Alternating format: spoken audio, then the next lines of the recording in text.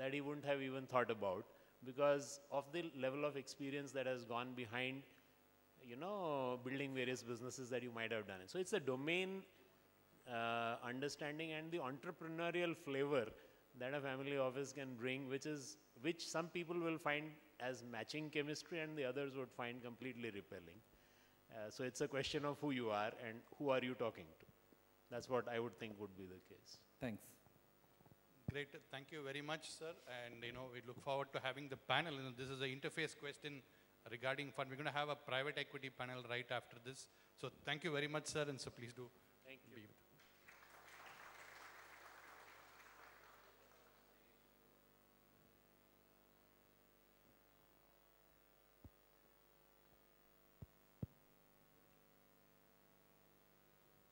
the next panel to come on stage. So this is an entirely private equity panel, you know, consisting, and, you know, I will have Sesh, AV, Managing Director, Basiz Fund Services, to moderate the panel. Sesh, can you come on stage?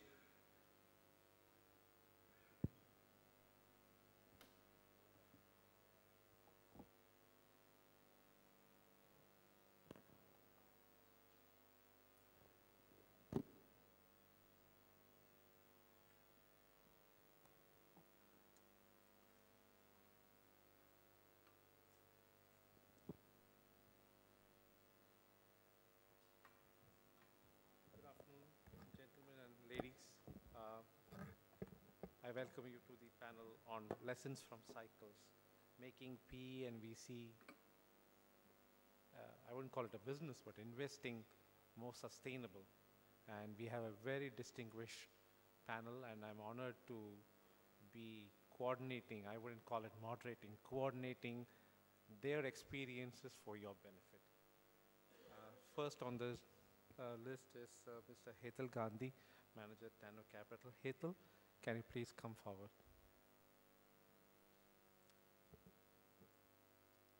Chinnu Senthilkumar of Exfinity Ventures. Chinnu. Mr. Prakash Nene. Sir, please, from Multiples. Nilesh, can you come on stage, please? And Mr. Arvind Mathur from IVCA.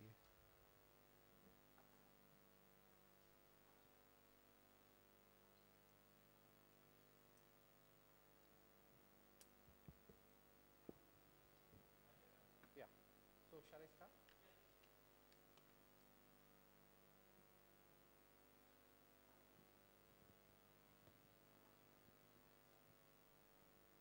Gentlemen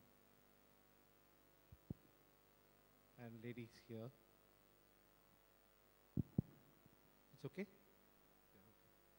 Yeah, okay. I think this panel that we have here combines years of experience in investing. Most of them have seen cycles, which is very important to understand. We need to understand that India is still a very young private equity and venture capital market, unlike the US or Europe, and therefore many cannot claim to have seen multiple cycles. I mean, we have gone through mini booms and mini busts, or booms and mini busts, or busts, whatever you want to call, but we haven't seen that many. But here, we have distinguished gentlemen who have seen multiple facets of private equity and venture capital investing. And I think the audience would simply like to know more from them on how they have managed it all. And correctly themed is the panel, and the panel is, how do we make PVC more sustainable? What I plan to do is, my job here is to raise the purses, and pretty much the gentlemen will share their experiences. So what I plan to do is to really take one point at a time and then allow each one of them to kind of share their experiences.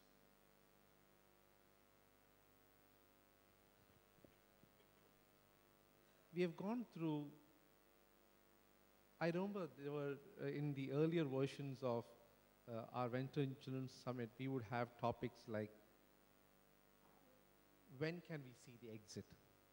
And today, for a change, we can see that more funds are being set up, more private equity is coming into entrepreneurial ventures, and we can see a lot of M&A. At least we are hearing, people are talking about M&A happening, and of course the dot-coms, the e-commerce ventures, I've seen a lot of them. So I'll start without too much of, taking too much of time, I'll start with the panel. I'll start with Mr. Nene, and that is, sir, can we predict the boom or bust? Hello. Can you hear me? No, I mean, it's very clear. I mean, everybody would be a millionaire if you can predict the boom and bust. Nobody can predict the boom and bust. One can only be careful. Right. And one should recognize that there are cycles. And the cycles come and go, as you rightly pointed out. Indian private equity is not more than 10, 12 years old, in really speaking, right? Some people who started in late 99 to 2000. Primarily, it's around 10, 12 years old. And even during this period, we have seen many cycles, what is happening. Many cycles. Many cycles. And I can give you a couple of examples. I'm talking about 2006, 5, 6 period, when auto ancillary sector had become very, very hot. Everybody was investing in auto ancillaries. And then you have seen that after 3, 4 years, a lot of them, they have burned their fingers. It had become fashionable for some time to do acquisition overseas, especially in the auto sector. And a lot of people acquired, I know a number of funds who did make investment, and in one of my previous fund as well did that. And we found that the situation was not that rosy as it appeared to be. Second example I will give you is that of, say, real estate. People who came in as a real estate fund in 2003, 4, 5, they made a lot of money. But real estate funds of the vintage 2006, 7, all of them except 1 or 2 performed very badly. I remember that time I was in ICICI Venture, and then real estate was a very, very hot sector. And especially Hyderabad market, many markets like that were very, very hot. And valuations has gone absolutely, but everybody was saying, see, one can always justify a valuation at that point of time. That valuations are all right, and this is a justification, this is the business model, and analysts will come. But my point is that, after all, you have to put common sense also into all that. And obviously, you will have a battery of top-notch individuals, associates, principals, helping you come out with a sound business model. Nobody can deny that that really helps.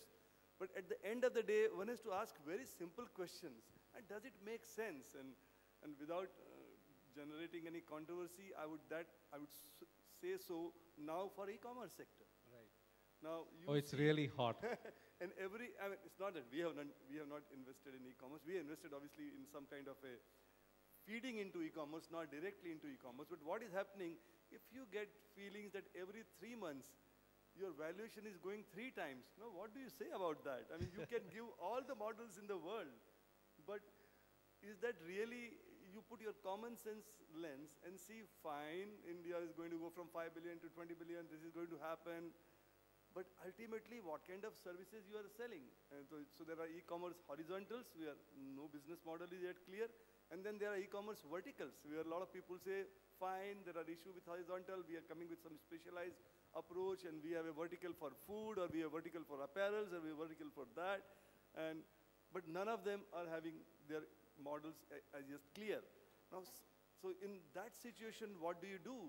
So if you have a deep pocket, which some of the large international funds have, I won't name some of them, but they are into everything. They are into all around internet.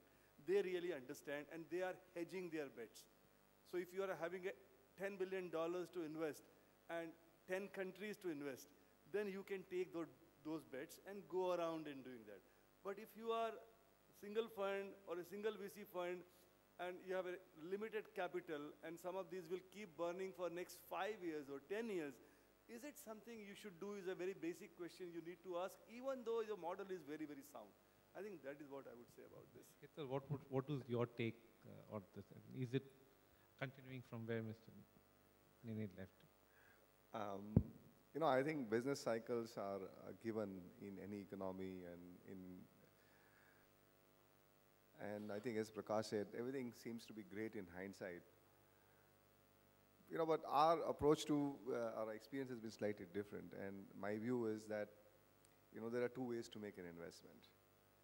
One is you look at businesses which are very strong fundamentally, where people have good management, there is a prior empirical record, there is a clearly identifiable market, and these are businesses which transcend for many years, they continue, and in rough times they make less profits, but they don't go into, you know, situations of bust, and when the cycle comes back, they do extremely well. The chances of you getting very wrong in these kind of investments is very little. So typically these are investments which are safe investments, which you go by a common sense approach of a good management, empirical record, reasonably leveraged balance sheet, identifiable market, but then you also don't make a lot of money. I mean, these investments, unless you've really timed them very well, you make, you manage your downside, but you also don't, and investment is all about making returns on investments. In as much as there is heartburn and analysis about the Ubers and the Ola cabs and the e-commerce, the reality is that people have millions of dollars. And I'm as skeptical as Prakash or anyone else in this room about the justification or rationalization, but I think investment is also about timing. And one way is to stand by and say, oh, we don't believe in this, and eventually it'll come true. Eventually everything comes true. The question is when. But there are people who would have made a lot of money along the way, and you could just be a passenger by. So we are now actually taking a much closer look at this. Okay, fine. We don't believe in this. We are late. We don't understand this as well as probably the Sequoias and the Tiger funds of the world. But I think there's so much happening that we just cannot sit and watch from outside. We need to figure out how we can empower ourselves to leverage on this opportunity and make money. And there is opportunity to make money in every environment. And I think when you look at from an Indian context, it is more than the boom and bust cycle, is the construct of our entrepreneurial framework. Most of entrepreneurial are first generation entrepreneur, family entrepreneurs who really didn't have a lot of capital, who only source of capital is to establish a plant, extract the money, put the money equity. So their ability to support businesses in difficult times is very poor. And most businesses and most investors have lost money.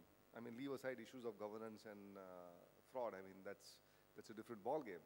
But most businesses where we have lost money because the entrepreneurs were not able to support with cash flows. And in situations like real estate, it's all about execution. Wherever there has been execution, wherever there has been a project come up, regardless of what price you paid, you don't lose completely. You make less money, or you make more money, or you get part of your capital back. So I think if you're looking for investments which can transcend economic cycles, then you have to look for businesses which are stable, identifiable markets, strong management, reasonably sized balance sheets, and then balance it out by empowering yourself in looking in this new investment. I think one can't just sit out and ignore. There is money to be made. And at the end of the day, investment is all about making return on investment. Chinnu, what would be your experience on whether one can really see things coming? So I think, I agree with Prakash and Hetal. So nobody can exactly predict the boom and bust, but it's like making an educational guess about weather forecasting, right? I mean, the more technology you have, the analytics or whatever it is, you can predict, and you can avoid certain investments. You can even make use of certain investments, because when things are going around you, you cannot just keep in isolation actually. Having said that, I think earlier speakers, they were all talking about the e-commerce companies and whatnot. I think what I see is still in these e-commerce companies, there are some play we can make it in India, because if you look at e-commerce companies, they are nothing but like supply chain as well as user experience. If you bring a lot of technology into that, using artificial intelligence, these kind of things, bring more user experience, that's where I think all these top players in e-commerce will trend towards. Because to stay in the game, they have to differentiate themselves more and more. So that the key thing is like we have to kind of understand how they will start differentiating, probably, start investing in that actually. So that's where, I think, one area we can look at it actually. So you think it's more like to kind of predict it, you need to analyze deeper? Correct. You need to analyze deeper and see, where you can ride and add value. Because, I think, we have seen the cycles in .com in 2001. I was in the middle of it actually. And I think probably, you can learn something out of it, and you had to probably, apply and see, avoid certain investments.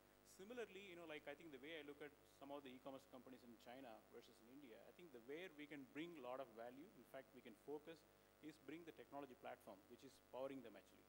And the e-commerce companies will start, differentiate themselves. And like somebody was talking earlier, like the top ones will survive and others will die. The fringe ones will. Which is pretty much but true the for. The question is, you identify with the top players and look what they want actually. Like in terms of user experience, how do they select? Because the problem with e-commerce, a lot of people they don't get the actual user experience in the virtual environment. But there are a lot of technologies coming in, artificial intelligence and so and so, which can mimic actually. So we had to start looking at that. That is one thing. And second thing, actually, in terms of, not only in big e-commerce companies, the same trend started even startup companies. Because we evaluated companies both in US as well as in India and Silicon Valley. We still clearly see a trend. The startup companies in India, they tend to overvalue themselves actually. So they trickle down actually. Which is a following question I have. I think we need to watch out. I think you have to be more circumspect because, we have evaluated companies which is started by serial entrepreneurs in the US and similar kind of companies which valued like 3 to 4x in India actually. And so that's one thing. And third, actually, I like to talk about, how to reduce this, how to stay in, kind of keep it sustained. I think one thing we had to look at is to build the ecosystem. I think, if you look at many successful companies, I'm not talking about like primarily B2C, but if you look at enterprise tech, where we kind of invest more, you had to start building the ecosystem and map it out. And you had to bring right players. I think Prakash was talking about the right set of advisors, board members, who can really connect so that your product gets basically your company gets acquired actually. That's what I would say.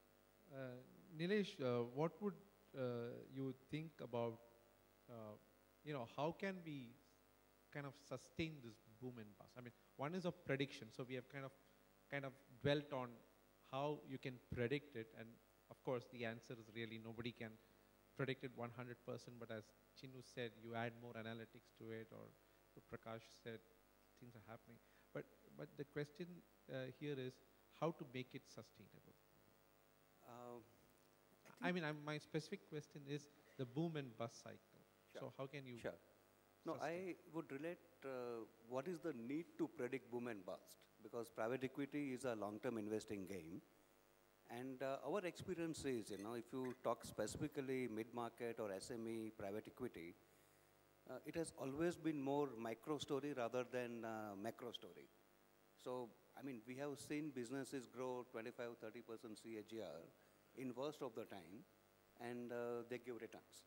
And at the same time, I think irrespective of the overall boom and bust in the economy, it's always a function of valuation and the price at which you have gotten. And it normally tends to get adjusted. So it's the question of assessing the business risk with the valuation that you have paid. I think the key is to remain disciplined, because there is always risk of, getting carried away with flavor of the month type of investment thesis, Basically a herd mentality. Herd mentality or, and again, say, when there is excess capital in the system, there is always tendency to get asset overpriced. And that's the challenge, because you may like a business, but there is somebody next to you, maybe he's going to overpay for that. Then the immediate question is, how do you convince an entrepreneur what more you bring to the table over and above money? And as the soft capital. Yeah, so there are a lot of soft issues, that you need to deal with. And many a times, we all have seen that deals don't get done only on valuation. It's a whole combination of factors, which motivate entrepreneur to go for one particular option and not other. And that's where you need to differentiate yourself and see that you are able to get the deal. And again, I have seen, and in my personal experience, like say in last 10, 12 years, I mean, there have been patches of 2 consecutive years, 24 months when you have not done a single deal. Now, so as a team, it's a reasonably difficult situation to manage, you know, because you have pressure from the investors who want you to continue to invest. There is a team on the ground who is keen to see some more action. But and investors wanting to know what you're doing. And absolutely, because they keep telling you that we are paying you fee for what, you know, you guys are doing nothing. And Right. it's a difficult situation to handle, but you need to have internal checks and balances and discipline that if things are not looking good, let's stay back. You know, I think it's you always get a cycle, you always get opportunity. But I think PE investing is not being opportunistic. You know, I think here, I think it's the game is to back businesses, help them grow. I'm firmly coming from the very traditional, conventional private equity model, you know, where you invest with long-term view. And if you have done your due diligence, and all the more, you know, in its private equity game, it's possible to do a very thorough and detailed due diligence, mainly because you are verifying an existing business. You know, it's not a new concept. So there is an existing business, existing customer, existing business model. So if you are keen to spend time, then you will get understanding of that business right. And as I mentioned, you know, I think it's always a micro story. You know, I will not get guided by macro story to an extent. I think it's always micro story which dominates the decision whether you want to go ahead with the investment or not, you know. Right. Because ultimately you are dealing with a micro situation. That's Mr. true. Mathur, you would see this from an industry perspective. And you have seen the industry start here. You have seen the industry grow.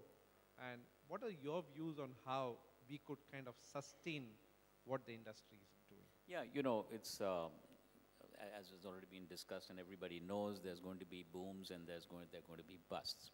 So when you talk about, you know, sustenance, let's talk about the difficult problem.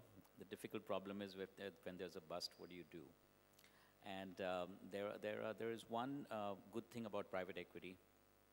It's not only about making investments when the times are good, but private equity is also available sometimes in large quantities when times are distressed. So we have not seen much counter-cyclical investing in India, but if I can give you an example of countries like Korea, Thailand, etc., Indonesia, which had completely collapsed. The Indonesian rupee went from 2,000 rupees to the dollar to 70,000 rupees to the dollar. Despite that, you know, foreign investors came in, bought distressed bank, bought distressed businesses, turned them around, and came out of the crisis. So the good news is, and this is particularly a private equity and venture capital event, is that private equity has some of the answers. That how do you come out of a bust is to enable the flow of private equity to take place when there is a bust. This may mean that government has to bring about some reforms. You know, we have, everybody knows, for example, just to give you a very simple example that everybody knows in India, we have a national airline. It's been going on forever. It's perennially distressed, you know. So, but if the government can change its policies, you know, who knows? Somebody might want to invest in it.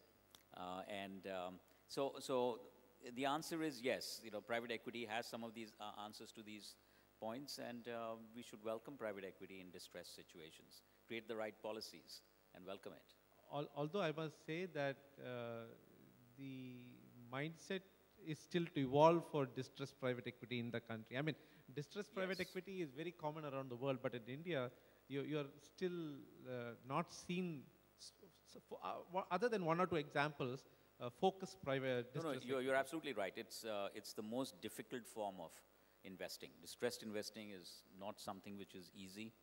The other word for it is turnaround investment, but it has been done in India. Turnaround investing has been done. It has been successful. You know, Vish is not around, but you know, it's public information.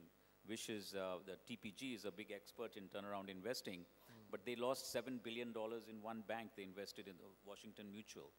But recently in Indonesia, they invested in a bank. They made $1 billion of profit. They invested in a distressed bank in China called Shenzhen Development, made $1 billion profit. So two banks made $1 billion. One bank, they lost $7 billion. So it's not at all easy. but can be done. So what you're saying here is that one of the ways to make it sustainable is when there is a bust, somebody comes and picks up that assets and carry it forward. So that acts as a counter-cyclical and a cushion Yes. to the whole Yes. to the whole pattern of investing. Yeah, there'll be pain in the process. You know, the management would have to be changed, business strategies would have to be changed, maybe some employees have to be reassigned. So it's not without its pain. Right. The other big question I have, and this is for all my panelists in general, is are Indian entrepreneurs overvaluing themselves? I'll start with Hetal. Value is, everybody wants to optimize value, so it's a very tough one. I mean, yes, valuation is expensive when you look at from an investor perspective. When an entrepreneur is raising money, he believes that he sees far more potential in his business, and therefore he has certain expectations of valuation. Are Indian entrepreneurs valuing themselves more than, I guess answer is yes. India is expensive.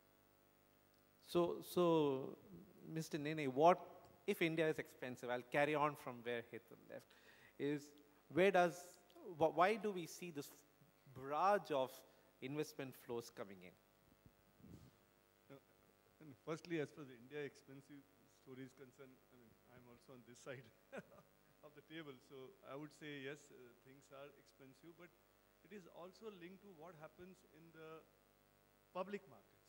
See, ultimately, private markets a lot in India mimic the public markets. Now, public markets, when they become more and more expensive, and public market can become expensive for reasons which are completely different.